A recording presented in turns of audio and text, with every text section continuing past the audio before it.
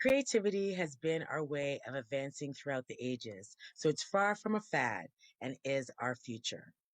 It's a key trait that can get us out of our current conundrum, that is, if we don't squash it.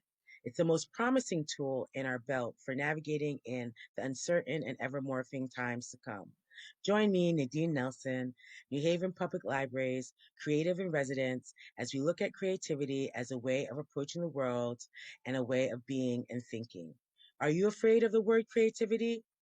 Creative confidence brings initiative and freedom of thought, an understanding of teamwork and communication that sits at the heart of a dynamic and successful work life. Come with me as I interview artists and creatives, visit New Haven's dynamic art and creative institutions, engage in the process of making art and being creative while we cook, paint, record, plant, and use creativity to grow within ourselves and between each other. Drop into office hours and let us co create your dreams with concrete plans, resources, innovation, and strategy.